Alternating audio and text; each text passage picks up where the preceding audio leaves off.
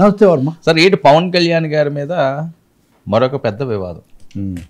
Pawan ban, సినిమాలు ban చేస్తాము, సాక్షాత్తు సినిమాటోగ్రఫీ మంత్రి హెచ్చరిస్తున్న పరిస్థితి. గతంలో ఏదో వైఎస్ఆర్సీపీ వాళ్ళు వకీల్ సాబ్ నా పేరు టికెట్లు పెంచుకునేవాళ్ళు, అదొక వివాదం. సరే, అప్పటికి ఏం పవర్ లేదు. ఇప్పుడు ఆంధ్రప్రదేశ్ ఉప ముఖ్యమంత్రి స్థాయిలో ఉన్న పవన్ కళ్యాణ్ మొన్న చేసిన వ్యాఖ్యలు ఇప్పటికీ దుమారాన్ని లేపుతున్నాడు. జగదీష్ రెడ్డి అవనియండి, కోమటిరెడ్డి అవనియండి, ఎమ్మెల్యేలు అవనియండి, ఒక్కరొక్కరు బయటకు వస్తున్నారు. ఎలా చూడాలి ఈ అంశాన్ని? ఖచ్చితంగా ఇది పవన్ కళ్యాణ్ మాట్లాడిన మాటలు అసందర్భమైనవి, అర్థరహితమైనవి. నేను మీకు సైన్స్ యాంగిల్లో దిష్టి ఏంటి ఇది ఏంటి అని చెప్పా. కానీ దానికంటే మించి రెండు రాష్ట్రాల మధ్య సంబంధాలను అవి ప్రభావితం చేస్తాయి, దెబ్బతీస్తాయి. అన్నదమ్ముల్లో విడిపోదాం, ఆత్మీయుల్లో కలిసి ఉందాం అని అనుకున్న తర్వాత అంతకుముందు ఎవరేమన్నారు వీళ్ళు ఏమన్నారని. కానీ ఇది ఒక దుర్లక్షణం అయిపోయింది. ఇప్పుడు ఉదాహరణకి ఈరోజు మీరు పత్రిక చూడండి, బీఆర్ఎస్ వాళ్ళు హిల్ట్ మీద జరుగుతుంది. హిల్ట్ అనేది ఆంధ్ర నుంచి పరిశ్రమలు తెచ్చిపెట్టడానికి వాళ్ళకు ఉపయోగపడడానికి. కానీ హిల్ట్లో తప్పప్పులు మీరు చెప్పండి, చేయండి. కానీ పదే పదే ఈ ఆంధ్ర తెలంగాణ కార్డు అనేది ఇన్వోక్ చేయడం, దాన్ని పైకి తేవడం అన్నది ఏమాత్రం తెలుగు ప్రజలు దీన్ని ఏమాత్రం కోరుకోరు. ప్రజలు సుహృద్భావంగా నిజంగా అన్నదమ్ముల్లాగే ఉన్నారు. ఇంకా పెద్ద సమస్య ఏంటంటే రెండు రాష్ట్రాలు అయిపోయాయి అంతే కదండి. ఇక్కడ పవన్ కళ్యాణ్ మాట్లాడింది అక్కడికి వచ్చి కోనసీమకు దిష్టి తగిలిందని చెప్పింది చాలా ఇబ్బందికరమైంది, అనవసరమైంది కూడా. మరి దాని మీద రాజకీయ వెంకటరెడ్డి గారు మాట్లాడినట్టు పెట్టండి, ప్లే చేయండి. కానీ ఈ విధంగా మాట్లాడి దాదాపు 13 సంవత్సరాలు అయిపోయింది. తెలంగాణ 13 సంవత్సరంలో పడుతున్నది. ఈ సమయంలో మా తెలంగాణని అవమానపరచొద్దని పవన్ కళ్యాణ్ గారు బేషరతుగా క్షమాపణ చెప్పితేనే తెలంగాణ ప్రజలు క్షమిస్తారు.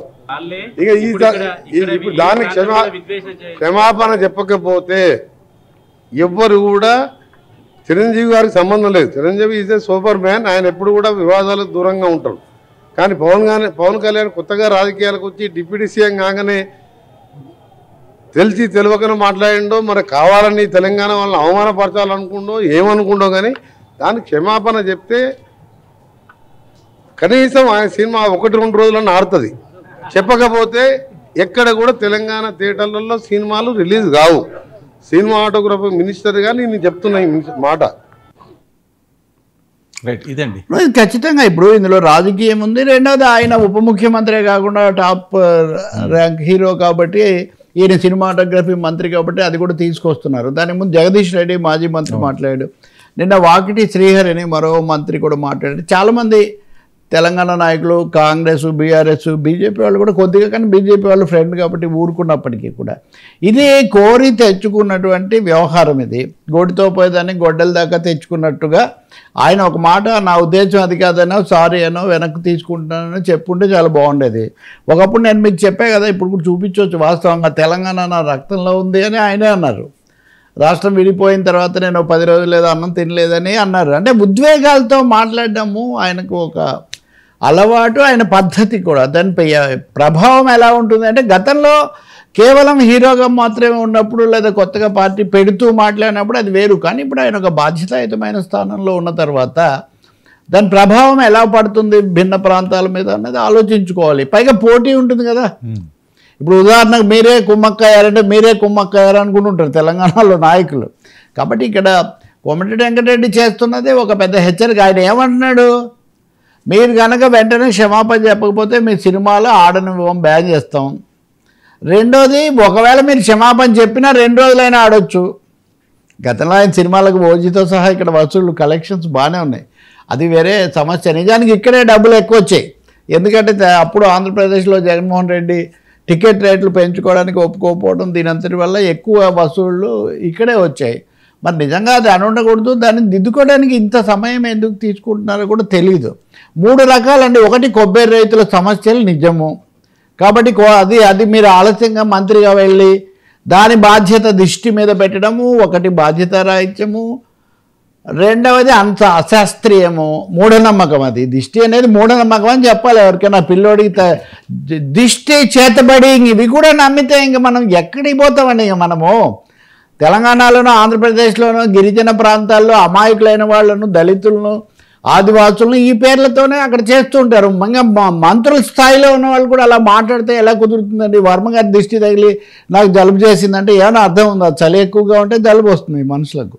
కాబట్టి తప్పనిసరిగా 3 తప్పులు ఇక్కడ పొరపాట్లు. ఒకటి అసలు సమస్యను గుర్తించకపోవటం, రెండవది దానికి మరెవరో కారణము లేకపోతే ఎవరో అని చెప్పడం, మూడవది అది 2 రాష్ట్రాల మధ్య విడిపోయిన అన్నదమ్ముల మధ్య సమస్యను మళ్ళీ తెస్తుందనే స్పృహ లేకపోవడం, అది మొదలైన తర్వాత కూడా దిద్దుకోకపోవడం. నేను అంటుంది జగదీష్ రెడ్డి మాట్లాడినప్పుడే వెంటనే పవన్ కళ్యాణ్ ఒక మాట సర్దుబాటు చేసుకొని ఉంటే బాగుండదు, కానీ ఇప్పటికి కూడా చేసుకోవాలి. నేను అనుకుంటాను ఆయనకు తెలియదని భావించట్లేదు నేను, కానీ కొంచెం చూద్దాం ఏం జరుగుతుందో అనుకుంటున్నారేమో తెలియదు. ఆయన సమయం తీసుకుంటే ఈ లోపల తెలంగాణ మంత్రులు బీఆర్ఎస్ఏ మాట్లాడుతుందని ఇప్పుడు వచ్చేసి ఒకరి తర్వాత ఒకరు, మీరు హైదరాబాద్లో ఉండి పెరిగారు, తెలంగాణ వల్లనే మీరు పైకి వచ్చారు, మీ ఆస్తులు అన్నీ విలువ ఇవన్నీ మీరు హైదరాబాద్ బేస్లోనే పెంచుకొని ఇప్పుడు మా తెలంగాణనే అంటారా, తెలంగాణను మీరు ఇదివరకు కూడా ఇలా అన్నారు, మీరు మా రాష్ట్రం ఏర్పడితే అన్నం మానేసానని అన్నారు, ఇవన్నీ కోటిరెడ్డి వెంకటరెడ్డి చెప్తున్నాడు. ఇంకో మాట